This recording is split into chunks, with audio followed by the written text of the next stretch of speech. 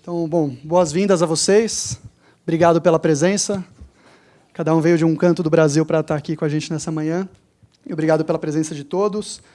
Bom, a gente que trabalha na Endeavor, a gente tem o privilégio de estar todo dia com os empreendedores, né? Empreendedores como o Gustavo, como a Noeli, empreendedores de alto impacto.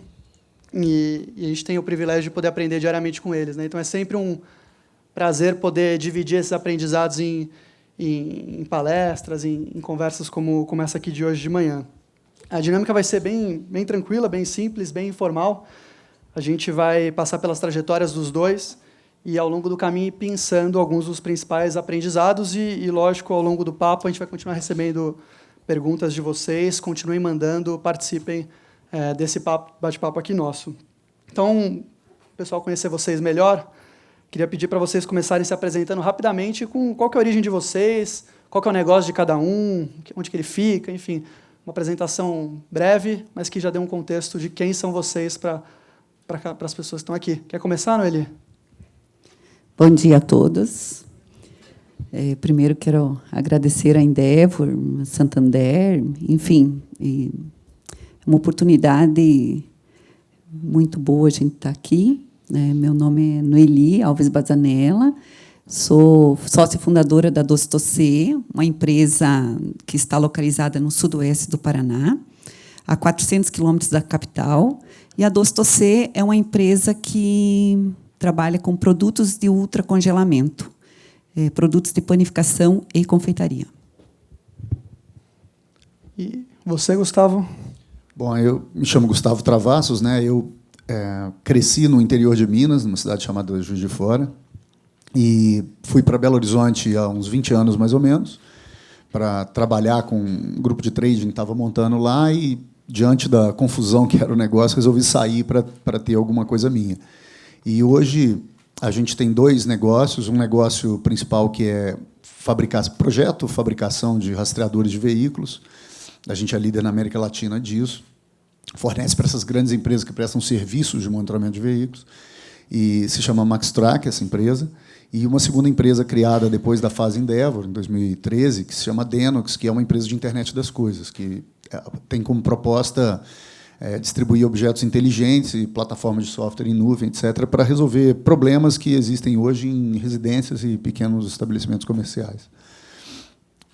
Legal. Bom, estamos com dois empreendedores já com empresas médias grandes, e a ideia é a gente pegar desde o começo da história deles e ir trazendo quais são as principais sacadas que eles foram tendo para construir esses negócios e terem o sucesso que eles tiveram.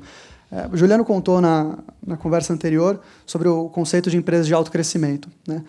A gente fez uma pesquisa na Endeavor e a gente constatou que 94% das empresas de alto crescimento elas têm alguns fatores em comum.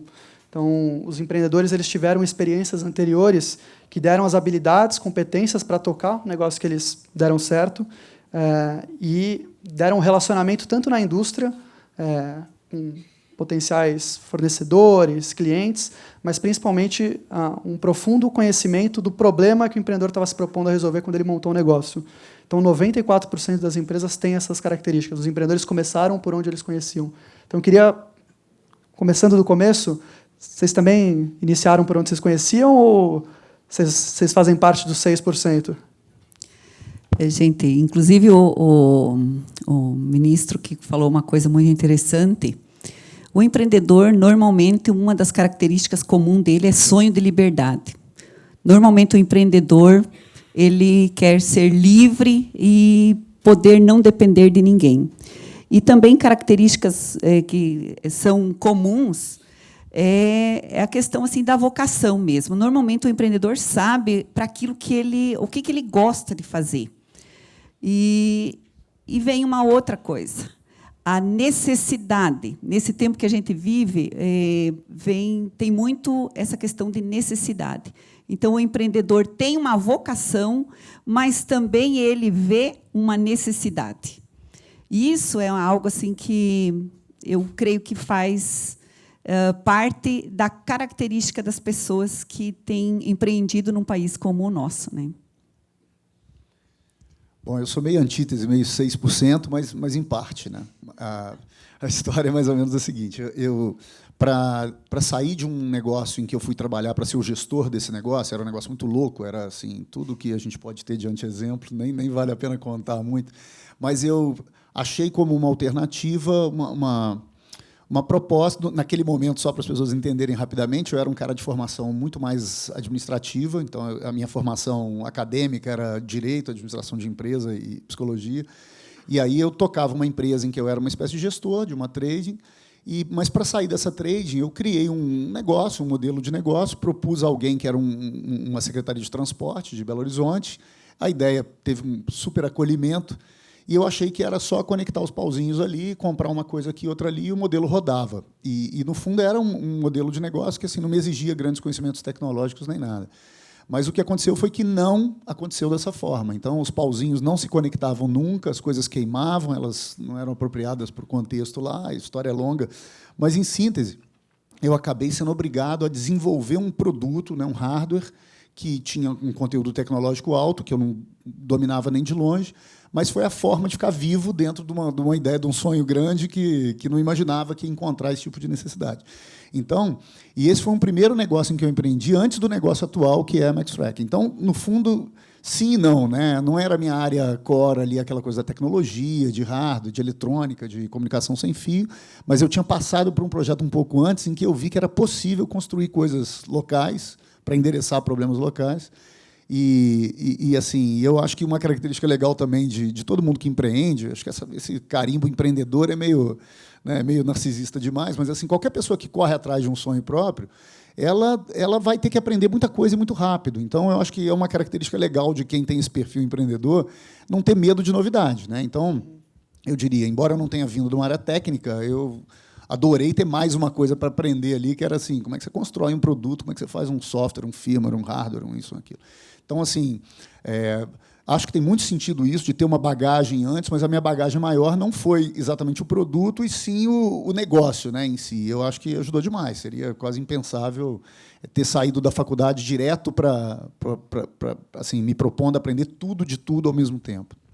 Você tinha quantos anos de mercado quando você montou o negócio? Cara, eu era um sujeito problemático, né? Porque assim, eu não queria sair da casa dos pais. E quem mora no interior é tudo de bom, né? Então eu estudei muito, eu emendava um curso no outro curso. Claro que a desculpa naquela época é que eu adorava estudar, mas assim, não era, eu queria ficar ali na sombra. Então, quando eu saí para tocar esse negócio com terceiros, trabalhar para terceiros, eu já tinha ali meus 24 anos, mais ou menos. E aí fiquei uns 3 anos nesse negócio, mas assim, eu demorei só 2 meses para saber que o negócio era um lixo. Demorei outros 2 anos e 10 meses para sair. E por que isso? Porque, na realidade, eu caí numa cilada, que é muito comum aqui no Brasil, inclusive, hoje menos, mas naquela época era muito, de empresas que montavam estruturas não muito éticas, não muito legais do ponto de vista tributário, etc., e elas usavam aquela famosa figura do laranja, né? O cara que fazia tudo, que punha o nome. Então, assim, quando eu saí, com menos de um mês, eu ganhei 5% de sociedade. Eu falei, cara, eu tenho muita sorte, né? Esse pessoal me adorou, eu devo ser muito fera mesmo. E me deram aquela sociedade, e a sociedade foi ridícula logo no segundo mês, porque eu tinha apurado todos os números e tal, entreguei para o contador, na época, prestou a informação lá, gerou uma guia de recolhimento. Aí, quando os caras, donos da trading, souberam, falaram, você está louco? Eu falei, como assim? Ele falou, cara, você declarou que a gente vendeu. Eu falei, a gente vendeu muito. O negócio foi bem. Né? Então, assim, é uma história muito maluca essa, mas com 2 meses eu falei assim, eu não quero trabalhar numa empresa desonesta, essa coisa aqui não tem futuro. Mas eu fiquei um tempão depois para sair, porque ali eu já vi que assim, um dos grandes problemas de empreender é que você é eternamente responsável pela criatura, né? Então, eu falei, eu só saio disso aqui com essa coisa qualquer resolvida. E isso me tomou muito tempo, muita energia, mas foi uma mega experiência, porque me ensinou, por exemplo, no negócio novo, eu não abri mão da legalidade, dos detalhes, de percorrer caminhos que nem sempre eram fáceis, mas que eram caminhos sustentáveis, entendeu? E foi uma mega lição, porque, na realidade, a tentação é gigante de você, às vezes, né, falar, tá bom, já que está tudo ruim, sempre tem aquele diabinho falando assim, então não faz isso, então faz daquele jeito. E a gente assim, teve uma escola que foi muito legal nesse sentido, de ver o errado de perto e ver como que aquilo ali levava a um fim tenebroso, e levou. Já vamos voltar nesse ponto quando a gente for falar da parte de burocracia, até porque tem coisas que são feitas para sobreviver, tem coisas que são feitas para enganar, né, para passar por cima. Eu queria voltar em 2 pontos antes, você citou de inovação e de se capacitar, né? A gente tem que aprender o tempo todo. E a Noeli, acho que tem uma história fantástica em cima disso. Eu queria que ela contasse um pouco para a gente. A Noeli tinha uma padaria. Quantos anos? Não podemos falar o tempo, né, Noeli? Mas alguns anos atrás. O meu início como empreendedora, eu tinha 25 anos, né, quando a gente, em tempos de crise, já com filho, né, casada já há uns 8 anos, eu comecei a produzir realmente por necessidade. Então, a minha primeira empresa, inclusive, eu gostaria assim, de comentar sobre o Sebrae, que em 93 eu fiz um treinamento, iniciação empresarial, onde a gente estruturou a empresa, sempre com um sonho interessante que precisamos alimentar quanto ao empreendedorismo, é assim, você sonhar em fazer as coisas certo, tudo dentro da legalidade. Então, eu comecei produzindo os produtos em casa, fazendo aquilo que eu gostava, até que também, num período, né, foram se passando os anos e a gente teve muito essa questão assim, das pessoas achar que a gente era louco, porque uma cidade de 20 mil habitantes, né, montar mais uma padaria, né, e ainda com o sonho de não ser. As pessoas não sabiam que o nosso sonho não era ser apenas uma padaria. E o Sebrae teve um papel muito importante para nós, porque a gente começou a fazer treinamentos e treinamentos, porque precisa se qualificar.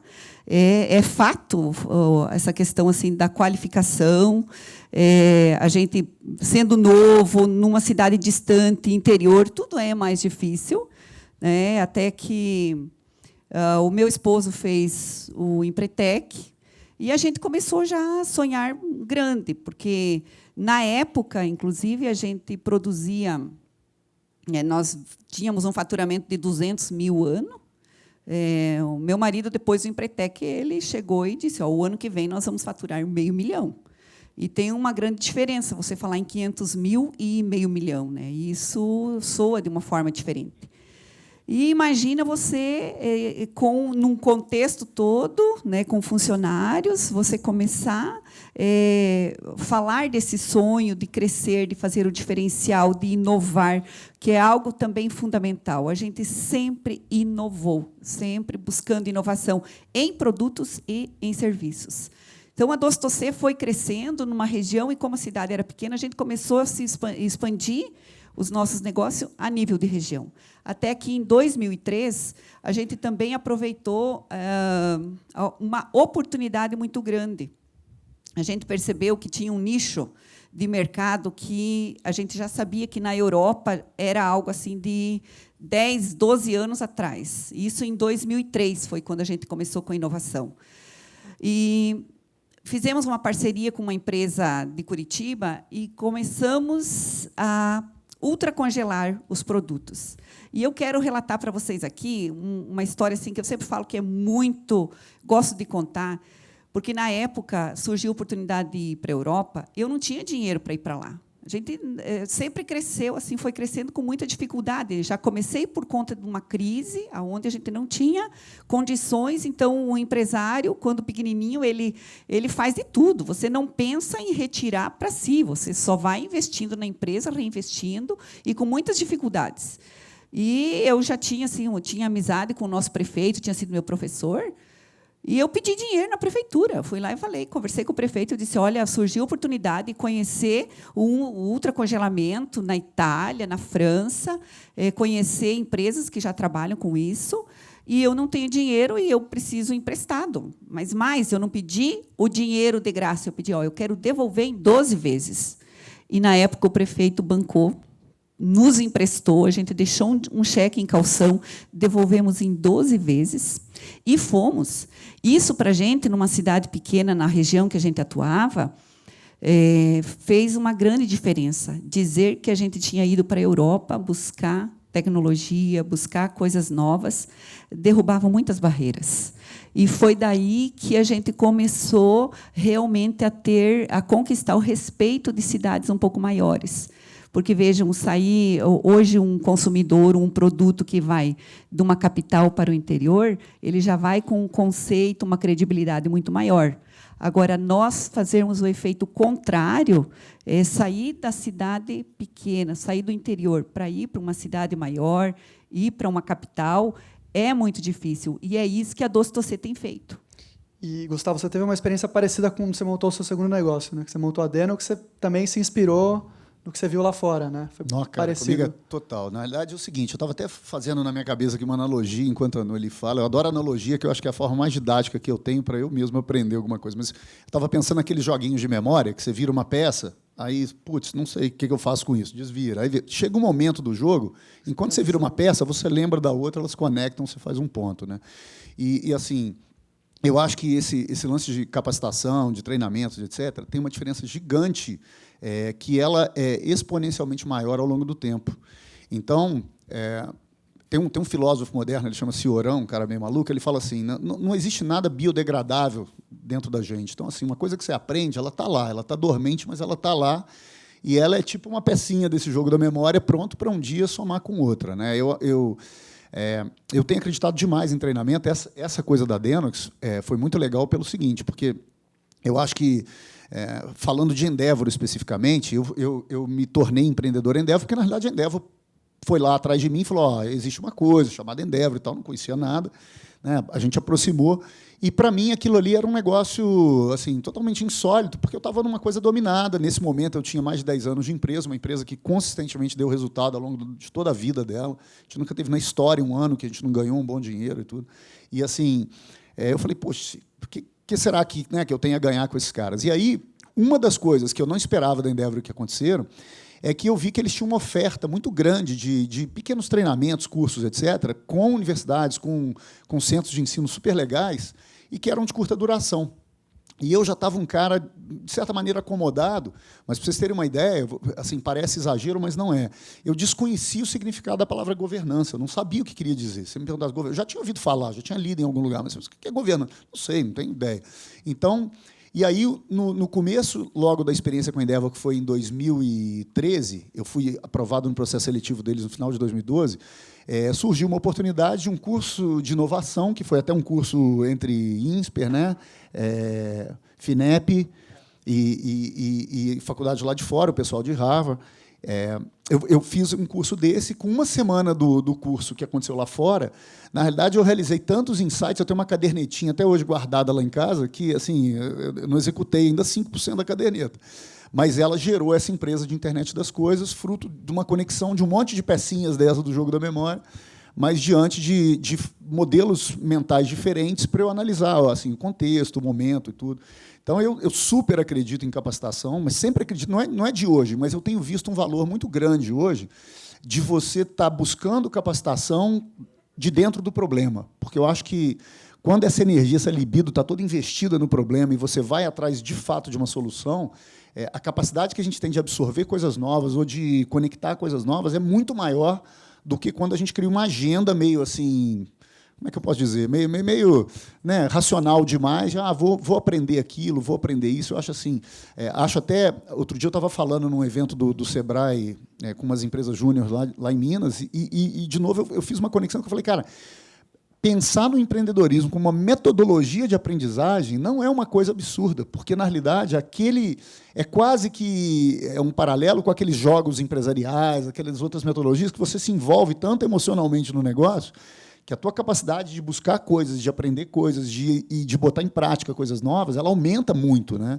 Então, assim, acho total. E eu não acredito hoje em alguém pronto. Eu acho que todos os ícones que vocês pegarem de empreendedorismo, etc., eu acho que tem um espaço gigante de aprendizagem, né? A gente, assim, eu acho que a maior descoberta minha, quando eu entrei para a Endeavor, foi quão ignorante eu era, no bom sentido da palavra ignorância. Quanta pista tinha ainda para ir buscando coisa e transformando depois coisas que já existiam em coisas repaginadas e com muito mais potencial de crescimento. Então, assim, eu sou fã fervoroso da busca de conhecimento. Já vamos falar mais de o que vocês estão fazendo hoje, como vocês estão estruturando as empresas, falar de governança, da história do conselho. A gente tem uma brincadeira na Endeavor que a gente fala que a máquina do tempo ela existe, né? Ela se chama avião. Você pode ir, pegar, andar 12 anos para frente lá para a França, para a Alemanha, conhecer as máquinas que hoje atuam por lá. Você pode ir para os Estados Unidos. Então, o empreendedor ele tem sempre algo a aprender, sempre tem alguma coisa para frente. E a gente estimula muito que o empreendedor sempre olhe o que tem de melhor no mundo, né? Não tem que a gente ter barreira. A Noeli, com pouquíssimo recurso, ela conseguiu ir para o melhor lugar do mundo. O Gustavo, já com um pouco mais de possibilidades, ele foi lá para os Estados Unidos, mas todo mundo aqui tem uma forma de buscar o que tem de melhor lá fora para trazer aqui para dentro, porque tem muita oportunidade, né? E já puxando para a gente segue a nossa vocação, vai lá para fora, aprende, inova, continua. Acontece a empresa, né? Simples assim. Não é verdade, né? Qual que é a importância de ser resiliente nesse processo? Quanto que vocês levam e já levaram porrada na vida de vocês ao longo dessa trajetória? O quanto que é importante se manter forte nesses momentos? Eu queria que vocês talvez trouxessem um ou outro momento que vocês tiveram que passar por maior dificuldade, mesmo se preparando, mesmo sendo inovadores, mesmo fazendo tudo certo. Como é que é a vida de um empreendedor de dentro? Eu penso que eu resumo em foco no sonho. Sonhar grande, não desistir apesar de, e acreditar nessa questão de você transformar as pessoas, se perceber também como um veículo de transformação, né, de o causador, vamos pensar assim, um agente de transformação na sociedade em que você vive, porque eu acredito firmemente que a gente vai ter um país melhor, a gente pode ter uma sociedade melhor a partir do empreendedorismo, né?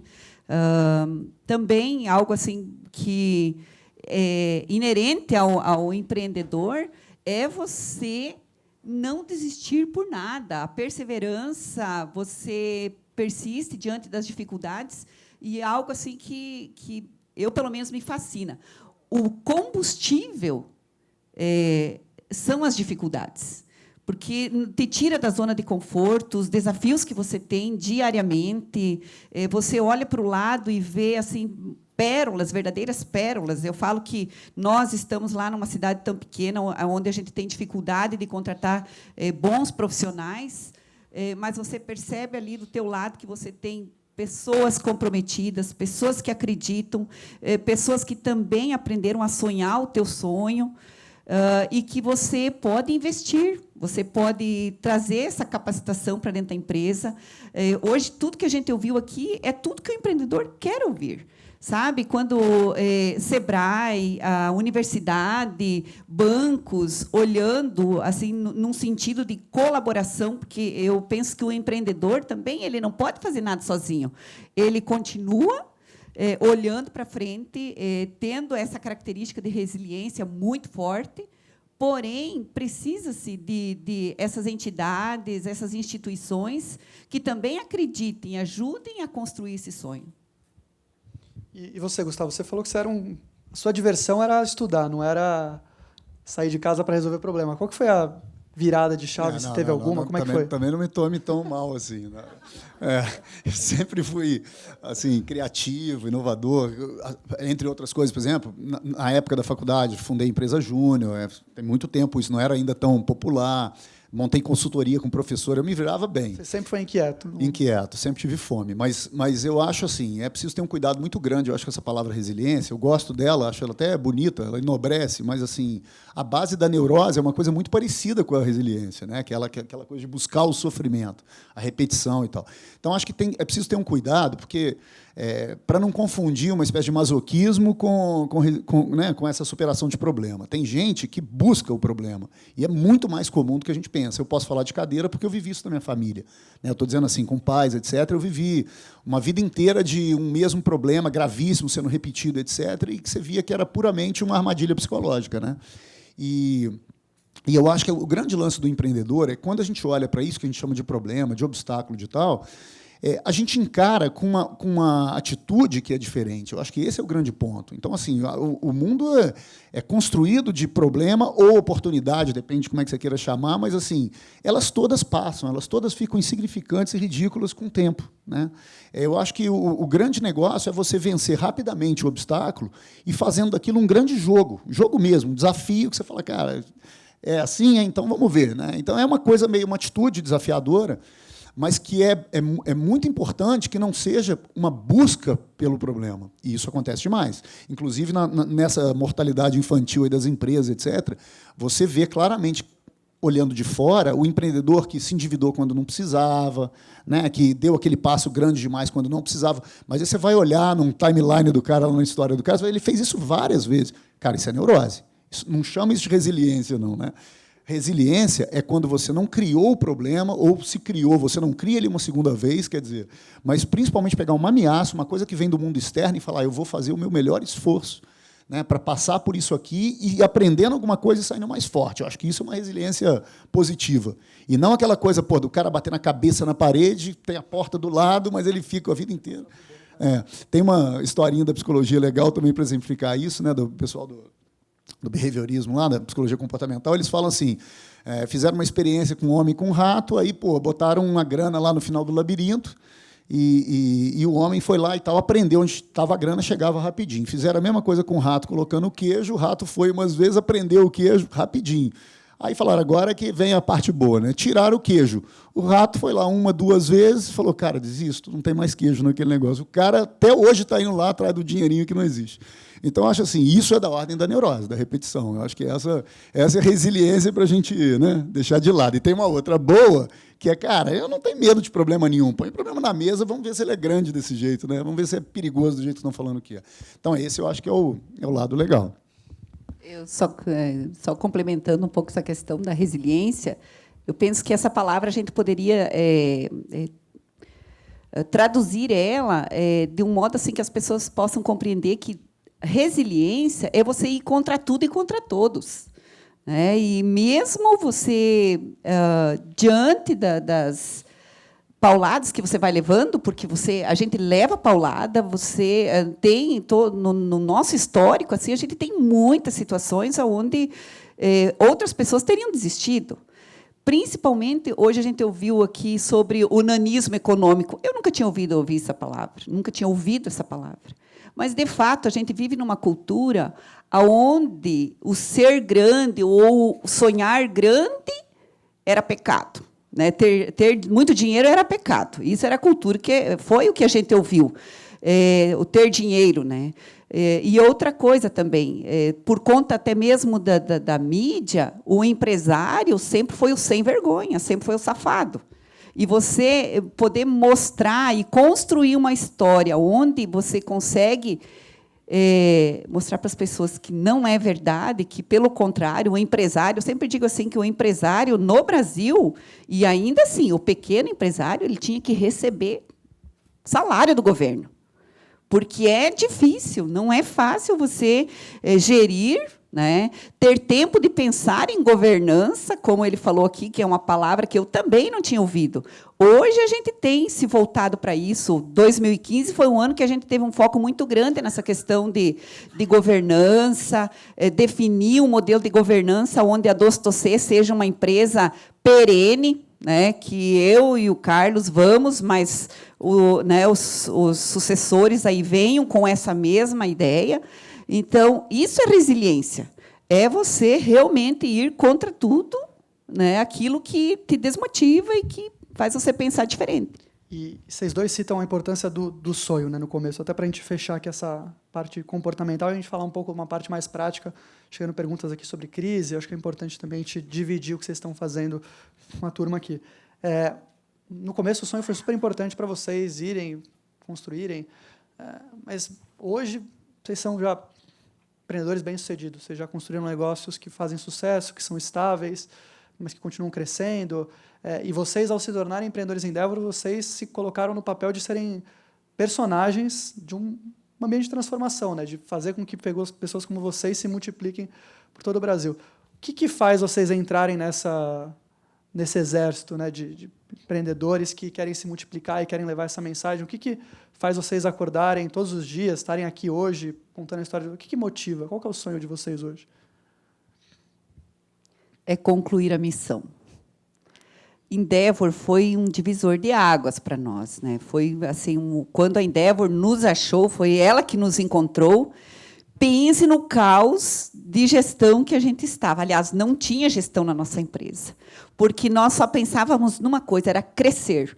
E você falou aí que a gente já... Vamos pensar assim, a empresa já cresceu, já chegou num certo ponto. Nossa, eu acho que a gente é tão pequenininho perto daquilo que a gente vai ser ainda.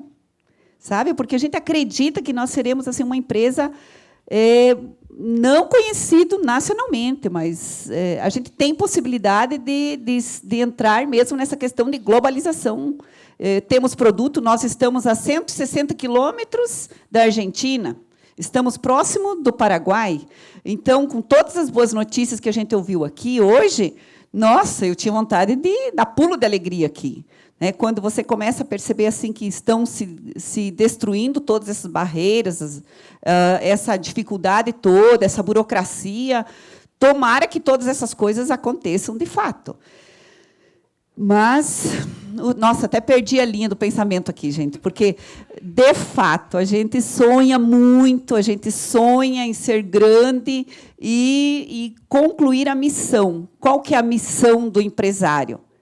É realmente fazer aquilo que eu comentei antes, ser um veículo de transformação, trazer sustentabilidade no meio em que você vive. E você passa a olhar mais longe. Não é apenas a tua cidade, como nós, numa cidade de 20 mil habitantes, hoje nós somos o maior empregador do município, a empresa que mais traz retorno de ICMS para o município, ou seja, aquele negócio de ter trocentos CNPJ, não tem.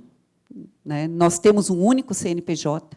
E temos tido orgulho, e, inclusive, tem gente que chama... O meu esposo participa muito de reuniões lá com empresários. As pessoas falam que a gente é doido. Dizem, Carlos, vocês são bobos. 100% correto. E o que a gente tem disseminado? Vale a pena ser correto. A tua empresa precisa ser viável pagando os impostos.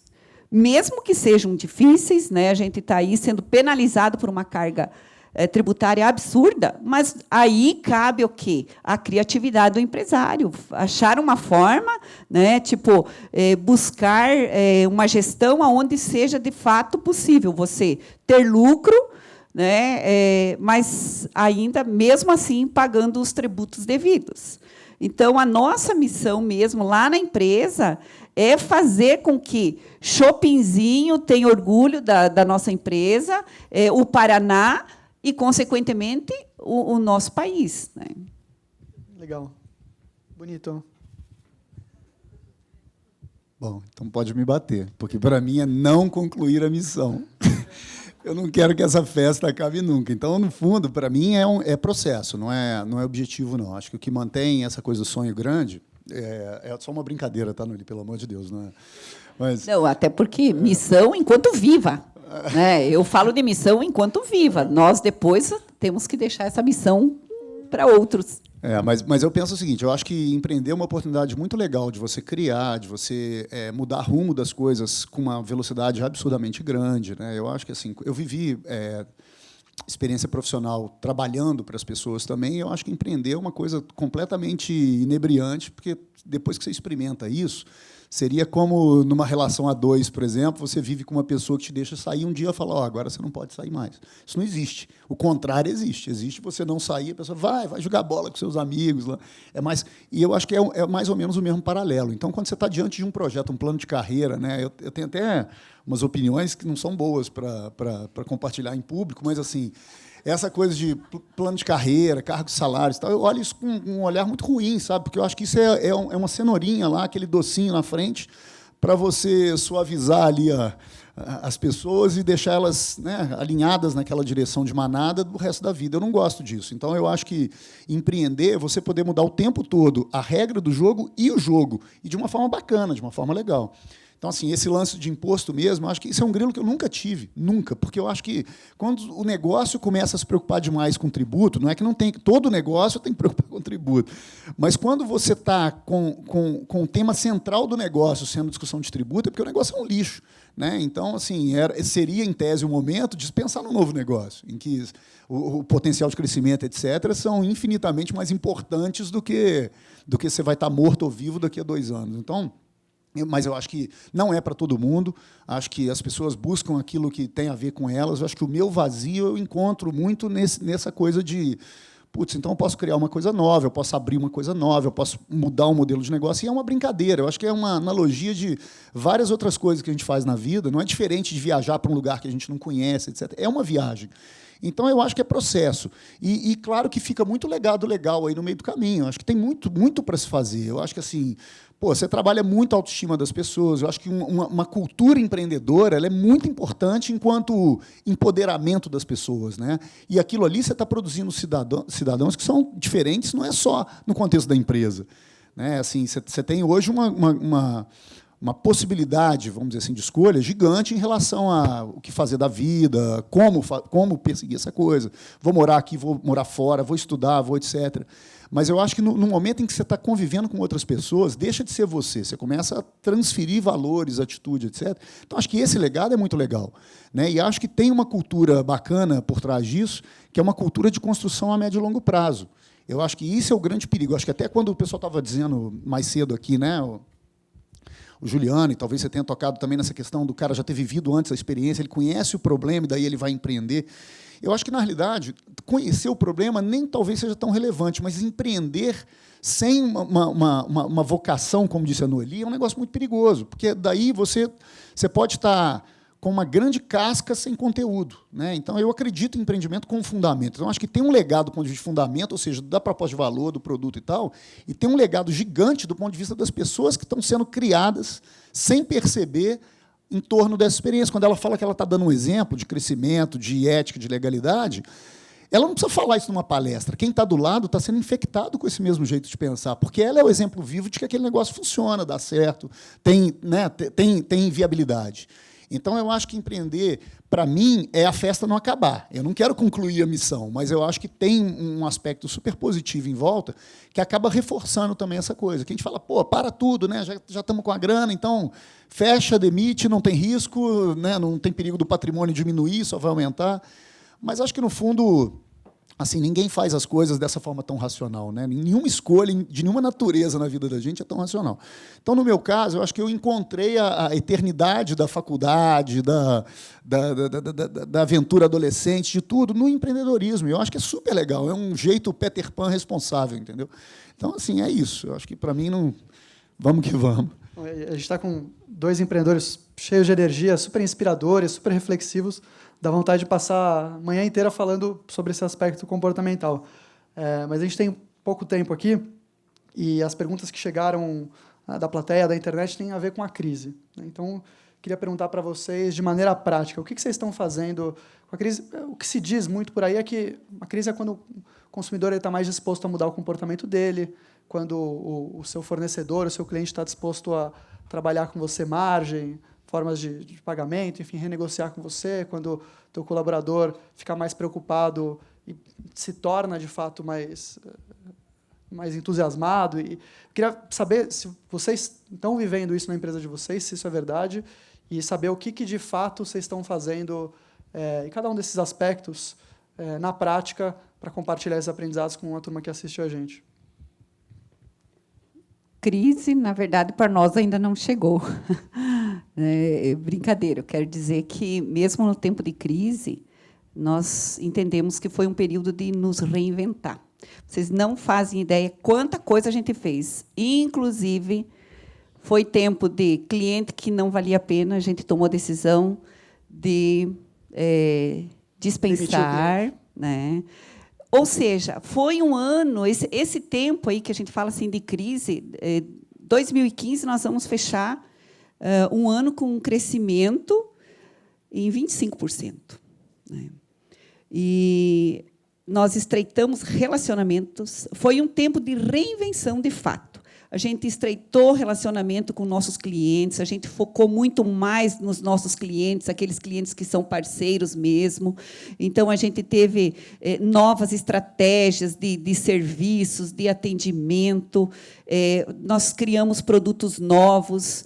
Foi um tempo de oportunidade. Essa crise, para mim, foi um tempo de oportunidade, e eu tenho assim, uma forma de pensar que, seja em qual for o setor, seja na vida pessoal, seja na vida familiar, crise é a melhor época para você aprender, reaprender, né, para você sair fortalecido dela. Então, para a gente e para o empreendedor, eu creio que a crise é uma oportunidade.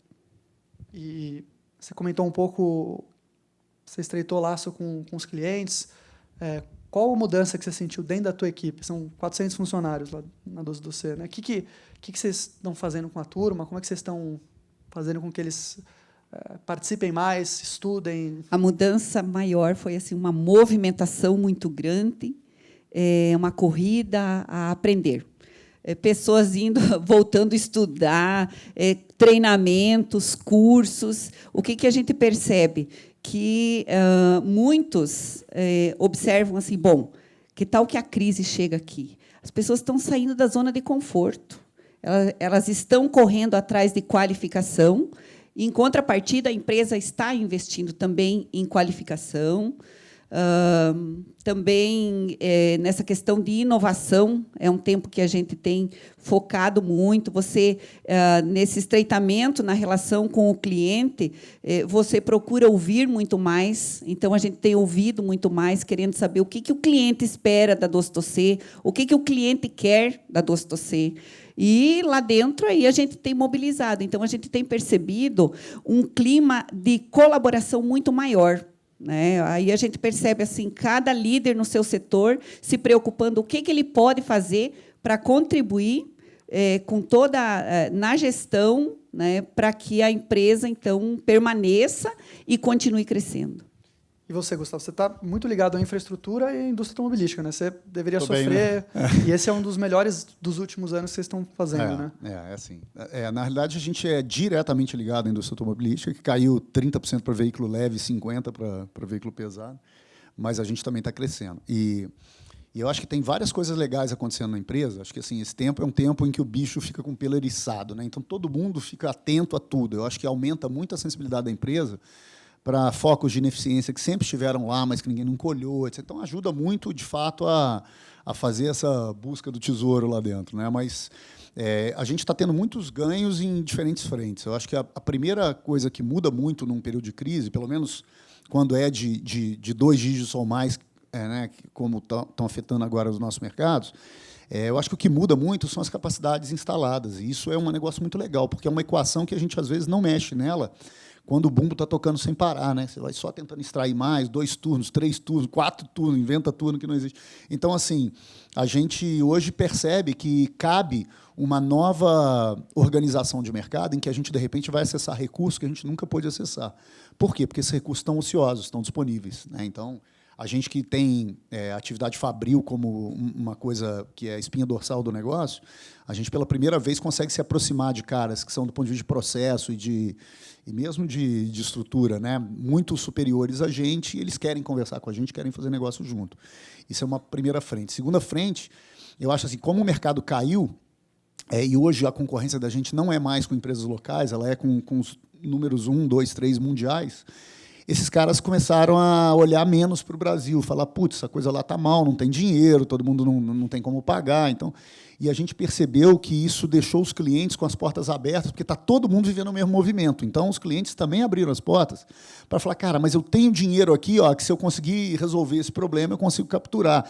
Então, a gente percebeu que foi um momento muito legal para a gente discutir novas tecnologias, novos projetos, etc., que não são coisas de curto prazo, mas que não estariam sendo discutidos se esses caras também não estivessem tentando, né, buscar mais eficiência e trazer receita nova. Isso é um segundo ganho. Terceiro ganho, nunca foi tão fácil contratar gente boa. Eu acho que assim, eu não tenho tanto tempo de empresa, mas depois, nessa fase pós-Endeavor, a gente começou a buscar talentos novos, áreas novas que não estavam bem estruturadas dentro do negócio. E esse movimento de buscar não começou agora, começou tem 1 ano e pouco, quase 2. Mas agora está muito fácil de achar gente muito legal, sobretudo porque empresas muito grandes também estão, né, desligando profissionais. Esses caras, muitos deles já têm um olhar para o pequeno negócio, para o negócio de crescimento acelerado. Isso tem virado um projeto pessoal de muitos profissionais de grandes corporações. Então, achei que o momento está muito legal. E, assim, quarto ponto que eu acho que é visível para a gente lá, é que num período assim, de muita opulência, né, em que as coisas estão fluindo super bem, que você não tem que preocupar com nada, as pessoas, do ponto de vista de cultura interna, as pessoas ficam menos receptivas a um grande esforço para conseguir eficiência, para conseguir repensar processo. E eu acho que, de alguma forma, o contexto externo, esse monte de notícia pessimista e tal, faz com que as pessoas se unam em torno de, né, de ganhos que antes poderiam ser desnecessários, mas que, de repente, todo mundo começa a remar para o mesmo lado. E eu achei uma mudança super legal. Ou seja, a empresa tem uma consciência de crise, mesmo a crise não tendo chegado exatamente para a gente, mas por saber que assim pode chegar a qualquer momento. E eu acho que criou um contexto super legal. Várias ações que a gente está fazendo, que elas seriam óbvias e necessárias há 5 anos atrás, elas estão sendo feitas agora, porque as pessoas estão, de alguma forma, motivadas a fazer, porque poderiam ter feito desde sempre. Então, assim, a gente está achando que é um momento único. Até estava conversando com o Juliano por e-mail aí no fim de semana, e o Juliano falou, como é que está o ano, como é que tá, né? Como é que você está vendo aí as coisas? Eu falei, cara, o ano está bom, mas 2016 está parecendo que vai ser tão bom que, como bom mineiro, eu não acredito. Eu acho que tem alguma coisa errada e putz, tem alguma surpresa aí que a gente não percebeu ainda.